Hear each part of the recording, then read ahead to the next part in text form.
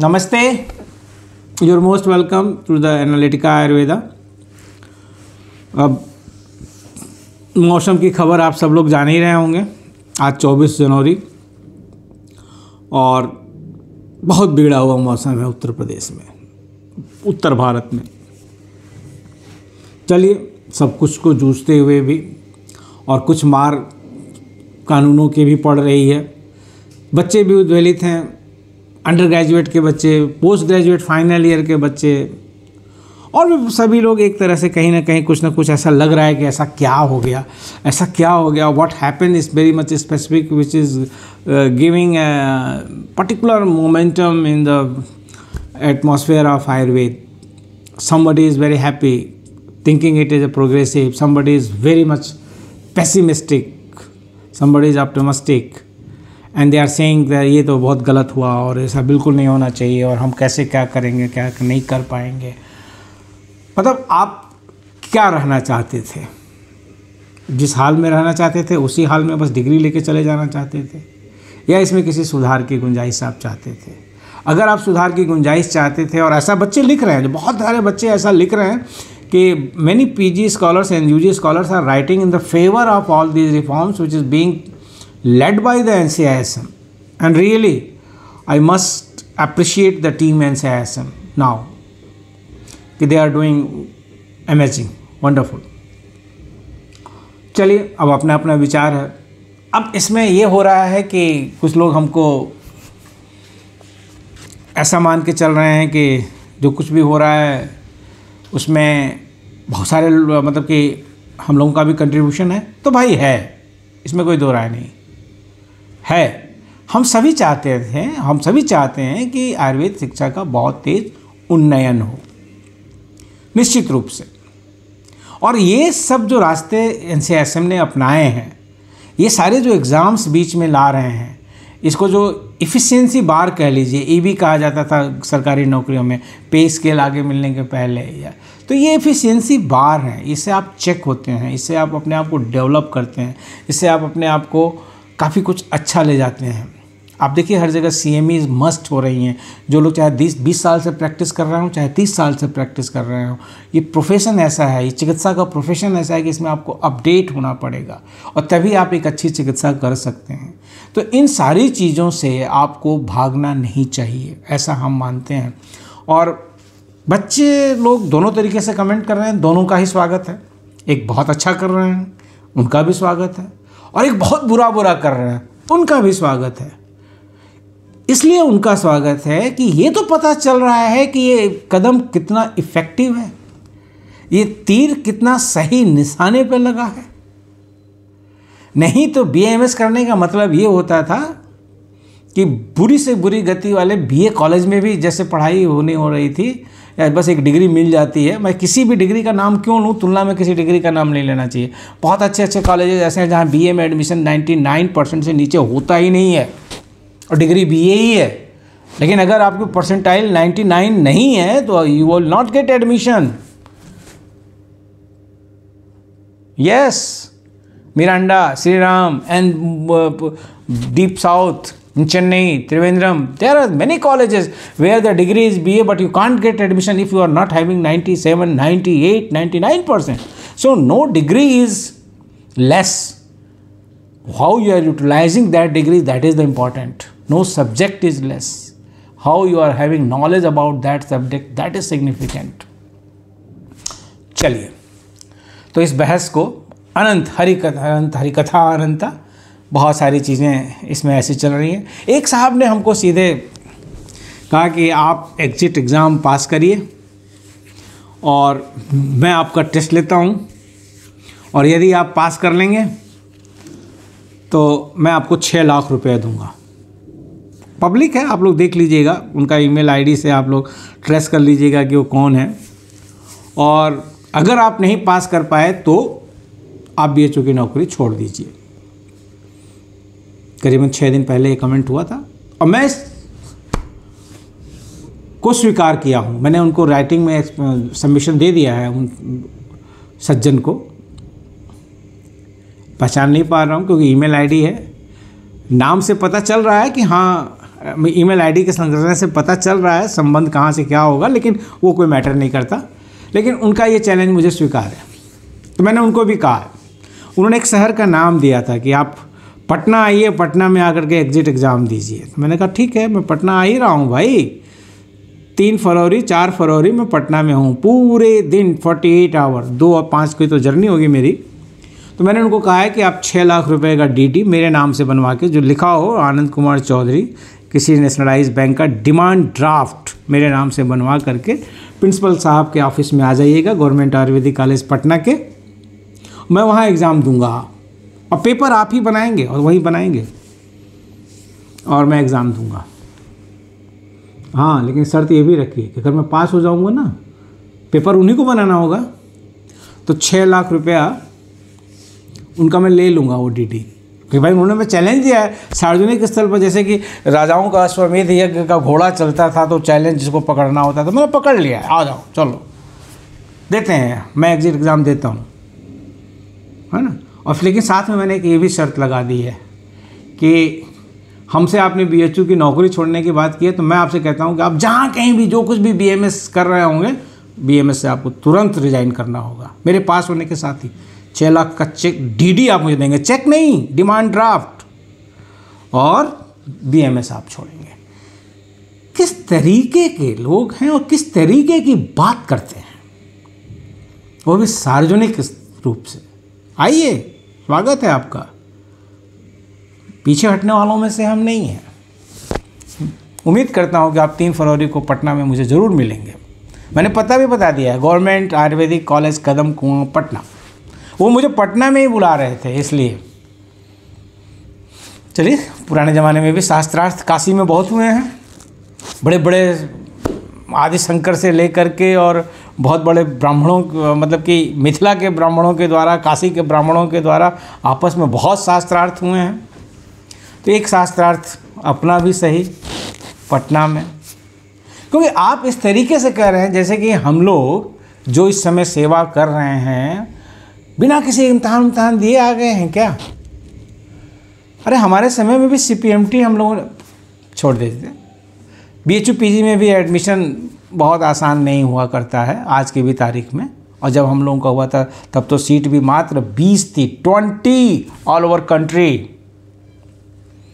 UP से 3-4 लोग हुआ करते थे, या 6-7 हो जाया करते थे एट दैट मोमेंट।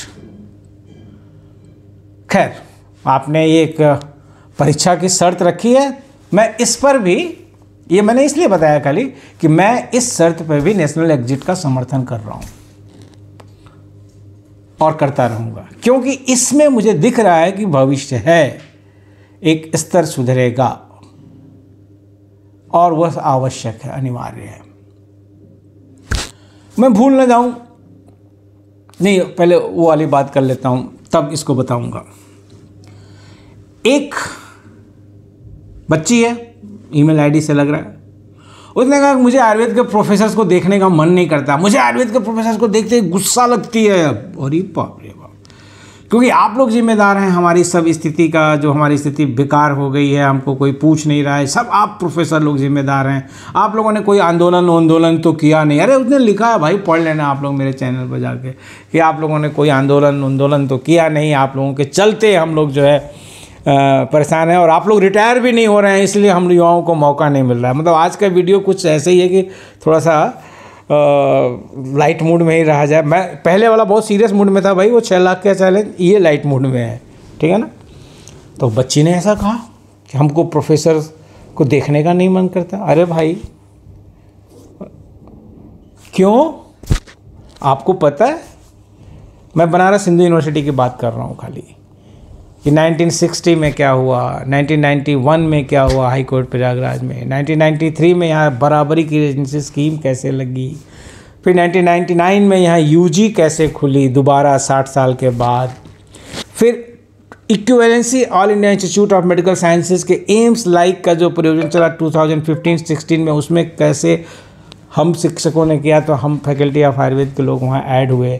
आज 2023-2024 में हम एक इक्विवेलेंसी के लिए डीएससीपी की बात कर रहे हैं, तो हम तो लगातार संघर्ष कर रहे हैं और संघर्ष करके यहाँ पर बराबरी के साथ चलते हैं इस बनारस हिंदू यूनिवर्सिटी में अपने दोस्तों के साथ।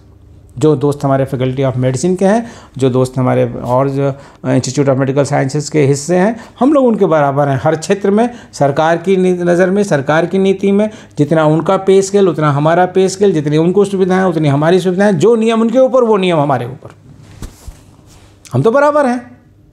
और इसके लिए हम लोगों ने आंदोलन किए हैं, मुकदमे लड़े हैं। 1991 में लड़े थे, जब शायद आप पैदा नहीं हुई होंगी मैडम, जिन्होंने ये बात लिखी है कि आपके प्रोफेसर्स को देख करके गुस्सा लगता है। 1977 में क्या हुआ। अब मैं आपके जनरेशन की बात कर रहा हूँ। पिछले 20 साल तो मेरा अनुभव हो गया है, 23 वर्ष का, और मैं हर बैच में, चाहे जामनगर में था तो और चाहे यहाँ पर बीएचयू में हूँ तो, पीजी रसशास्त्र भेषज कल्पना को हमेशा से ड्रग एंड कॉस्मेटिक एक्ट, जब से भी मैंने इसका अध्ययन अध्यापन शुरू किया, हमेशा से पीजी को बोलता रहा। पिछले 5 वर्ष से नहीं बोलता हूँ, लेकिन 15 साल मैंने लगातार बोला है हर एक रसशास्त्र भेषज कल्पना में एडमिशन लेने वाले को कि तुम सरकार को लिखो, तुम्हारा ग्रुप सरकार को रिप्रेजेंट करे। तुम्हारे यहाँ रूल 157 में आए, रूल 165 में आए, रूल 1, ये सारे जहाँ तुम्हारी जो रिक्रूटमेंट्स की बातें हो रही हैं, जहाँ आयुर्वेद को मिलना चाहिए, जहाँ साइंस को, बीएससी केमिस्ट्री वो सब हटाना चाहिए, करीबन बोलता था मैं। आज तक का रिकॉर्ड है कि एक जो आपकी जनरेशन का, जो आप कह रहे हैं कि आप प्रोफेसर्स को देख के गुस्सा लगती है, वो सारे यहाँ पर हैं प्रोफेसर्स अभी जिन्होंने रेजिडेंसी स्कीम की लड़ाई लड़ी, और आज बराबरी का जो बीएचयू में इतनी स्कॉलरशिप मिलती है वो हम प्रोफेसर्स की ही देन है। हम उस समय छात्र थे और हमने ये लड़ाई लड़ी थी, और आज भी एज ए प्रोफेसर हम डीएससीपी की बात कर रहे हैं। आपकी जनरेशन क्या कर रही है आप ये सोचो। चूँकि आपने एक कमेंट कर दिया, मैंने कहा कि आप दोनों के कमेंट मैं पब्लिक करूँ, 6 लाख रुपए के चैलेंज वाला और बीएचयू की नौकरी छोड़ने वाला, और दूसरा ये कि प्रोफेसर्स को देख के इनको गुस्सा लग जा रही है कि हमने आंदोलन नहीं किया इसलिए उनकी कोई वैल्यू नहीं है। आपकी वैल्यू क्यों नहीं है आप खुद समझो। हमारी वैल्यू तो बहुत अच्छी है, हम जहाँ जाते हैं सम्मान पाते हैं। हमारी प्रोफेसर्स जितने भी हैं इसलिए सम्मान पाते हैं कि हमने वो तपस्या की है आयुर्वेद सेवा में, इसलिए हमको वो सम्मान मिलता है। लेकिन आपको तो गुस्सा आ रहा है हम लोगों को देख करके। मैं समग्र प्रोफेसर्स की बात कर रहा हूँ, एक जो बोल रहा है वो नहीं। जम्मू से त्रिवेंद्रम, भावनगर से ईटानगर, जितने भी आयुर्वेद के शिक्षक हैं मैं उनके बिहाफ पर बोल रहा हूँ, क्योंकि उनको बहुत गुस्सा आ रही है आयुर्वेद के प्रोफेसर्स को देख करके। क्या सोच है आपकी, जाके देखिए। ये तो वही बात हो गई कि आज की जनरेशन को तो पता ही नहीं कि भगत सिंह ने क्या किया था और क्या मनोभाव थे। कल जिनकी जयंती थी, सुभाष चंद्र बोस जी ने, उस पहले व्यक्ति ने जब एक करेंसी चलाई भारत की, राज चिन्ह भारत का बनाया, आज़ाद भारत की घोषणा की, आज की जनरेशन कितना जानती है। और हमारी सरकार ने वो काम किया। जॉर्ज पंचम की मूर्ति की जगह वहाँ पर कर्तव्य पथ बना करके नेताजी सुभाष चंद्र बोस की प्रतिमा लगाई, वो रिकॉग्निशन है। आप बात करते हो कि आयुर्वेद के प्रोफेसर को देख के आपको गुस्सा लगती है। हाँ, मैं बता रहा था 15 साल से कहता कहता थक गया, किसी लड़के ने नहीं लिखा, चाहे वो जामनगर का प्रोडक्ट हो चाहे बीएचयू का प्रोडक्ट। ये बात सोचने की है। और आज की भी तारीख में, मैं फिर अपने मुंह में मिट्टू नहीं बन रहा हूँ, 2023 में मैंने 2 पत्र लिखे, अक्टूबर और सितंबर में और नवंबर में भारत सरकार को। एक पेटेंट के लिए लिखा, उस पर कार्रवाई हो रही है। एक इंश्योरेंस के लिए लिखा रिमबर्समेंट पर, उस पर कार्रवाई आ रही है। दोनों की चिट्ठियाँ हमारे पास हैं। और आप कहते हैं कि आपको प्रोफेसर्स को देख के गुस्सा लगती है। अरे ये प्रोफेसर्स ही हैं जो कि DG है CCRS, ये प्रोफेसर ही है जो कि डायरेक्टर है ITRA, ये प्रोफेसर ही है जो डायरेक्टर है AIA, ये प्रोफेसर ही है जो वाइस चांसलर है NIADU, और यही आपके भविष्य की रचना सब कर रहे हैं। और ये प्रोफेसर ही है जो NCISM का बोर्ड मेंबर भी है और बोर्ड प्रेसिडेंट भी, वो प्रोफेसर ही है। इसलिए शायद आपको प्रोफेसर्स को देख के गुस्सा लग रही है। हाँ, आंदोलन तो बहुत हम लोगों ने किए हैं, तभी आप एक सम्मानजनक स्थिति पर खड़ी हैं। अब जब आपकी बारी है तो आप प्रोफेसर्स को उंगली दिखा रही हैं। दिखाइए, लोकतंत्र है, स्वतंत्र हैं आप, आपका स्वागत है, आप करिए। तो इसलिए मैंने कहा कि मैं दोनों ही तरीके के, और कुछ बच्चे हैं बहुत अच्छा अब बोल रहे हैं कि सर नहीं अभी प्री आयुर्वेद पर मत बोलिए, अभी AIPGET के बारे में बोलिए। बच्चों, जब तक मेरे पास ऑथेंटिक इन्फॉर्मेशन नहीं होती है हम नहीं बोलते हैं। ये जो भी मैं बोल रहा हूँ बहुत ऑथेंटिकेशन से बोलता हूँ। AIPGET के बारे में अगर मुझे ऑथेंटिक जानकारी जैसे ही मिलेगी मैं आपके बीच में तुरंत आ जाऊँगा। ये चैनल ही मैंने इसीलिए शुरू किया 6 महीना पहले, जब जून में, लास्ट जून 2023 में मुझे थोड़ी फ्रैक्चर हुआ, मैं घर में बैठा रहा, मेरे PhD PG आते थे, तो किसी ने मुझे सजेस्ट किया, करे इसको ऐसे कर लीजिए, आप छुट्टी का तो कोई मतलब नहीं, आप तो लगातार काम ही कर रहे हैं। तो हमने शुरू कर दिया, तो बस शुरू कर दिया, और रूल 169 तक हो चुका है, 169 होने वाला है, रूल रेगुलेशन मंडे को आना शुरू हो जाएगा। और ये चीज़ें हमारी चल रही हैं, क्योंकि इसी सब्जेक्ट को पढ़ाने में थोड़ी कठिनाई होती है आयुर्वेदज्ञों को। वो पूरा एक वीडियो फ्रेम आ गया। अब भी इस रिकॉर्डिंग के पहले एक फ़ोन आया मुझे, आज कहीं इंटरव्यू हो रहे हैं तो वहाँ से किसी कैंडिडेट ने फ़ोन किया, इंटरव्यू हो जाने के बाद कि मुझे बहुत सुविधा मिली आपके रूल द रेगुलेशन के एक्सप्लेनेशन से, और रस भस्मों के एक्सप्लेनेशन से, और पुट के एक्सप्लेनेशन से। तो ठीक है, आपकी मर्ज़ी, आप चाहे इसको जिस रूप में लीजिए, इसमें कोई दो राय नहीं है। और जाते जाते आज का वीडियो के लास्ट बात, 18 जनवरी 16 का पायनियर का इशू देखिए, या 19 जनवरी, हमारी टीम साथ में रहती है एकदम से, तो 19 जनवरी 2024 का आप द पायनियर का एडिटोरियल देखिए, उसके राइटर आपके सेक्रेटरी, हमारे सेक्रेटरी वैद्य राजेश कोटेचा जी हैं, जिन्होंने पूरा मैप दिया है कि आप क्या हैं और क्या होने जा रहे हैं। ICD-TM2 की बात की है उन्होंने, GCTM की बात की है, नमस्ते पोर्टल की बात की है, धारा पोर्टल की बात की है, रिसर्चेस की बात की है, आपके प्रॉस्पेक्टस की बात की है, हेल्थ पब्लिक सर्विसेज में आपके अपॉइंटमेंट्स की पॉसिबिलिटीज़ की बात की है, आपके हर एक चीज़ की बात की है। ये जो वर्ग है जिसने मुझे 6 लाख रुपए का चैलेंज दिया है, अच्छा लग रहा है, मुझे बहुत अच्छा लग रहा है कि चलिए मैं एक इम्तहान देने वाला हूँ। अब तक तो मैं खाली इंटरव्यू ले रहा था, बहुत दिनों के बाद अब मुझे एक इम्तहान देना है। एक इम्तहान मुझे देना था 26 अक्टूबर 2021 को देना था, लेकिन नहीं दे पाया क्योंकि बीमार था। मेरा इंटरव्यू था DGCCRS का उस दिन, लेकिन अपनी बीमारी के चलते मैं उस इम्तहान को नहीं दे पाया। ये मेरा मित्र मुझे जो चैलेंज करके पटना में बुला रहा है, तो भाई मैं पटना आ रहा हूँ, 3-4 फरवरी को आ रहा हूँ, मेरा इम्तहान लो, 6 लाख की DD साथ में रखना मेरे नाम की, ठीक है। और आगे चलते हैं, तो राजेश कोटेचा जी का राइटअप आप लोग पढ़ लीजिए, 19 जनवरी का है। नहीं कहीं मिल रहा है तो मेरे व्हाट्सएप पर चले जाइए, उसके लिंक्स मिले हुए हैं, मेरे ट्विटर अकाउंट पर चले जाइए, उसके लिंक्स मिले हुए पड़े हुए हैं, और आप देखेंगे कि क्या काम हो रहा है। और अंतिम बात, ये जो आप लोग एक आवाज़ उठा रहे हैं कि एग्जिट टेस्ट नहीं होना चाहिए, और कुछ लोग के बड़े वाजिब तर्क हैं, मैं उन तर्कों को खारिज नहीं कर रहा हूँ, जैसे कि किसी का प्रोविजनल सर्टिफिकेट है, या किसी का गवर्नमेंट की वजह से सीट नहीं है तो उसको इंटर्नशिप नहीं मिल रही है, ये बहुत सारी चीज़ें। कोई भी एक नियम आता है ना, तो उसके आगे पीछे ढेर सारे इफ बट्स लगते हैं, और उसको सबको एड्रेस करते हुए चलना होता है। कोई एक यूनिवर्सल रूल ऐसा नहीं है कि जो एक साथ चल ले। तो मैं आपको एक बता रहा हूँ कि कल हमारे यहाँ उत्तर प्रदेश सरकार के माननीय आयुष मंत्री डॉक्टर दयाशंकर मिश्रा जी, दयालु गुरु निकनेम है, ने बच्चों को ही संबोधित किया और नमो ऐप के बारे में बताया।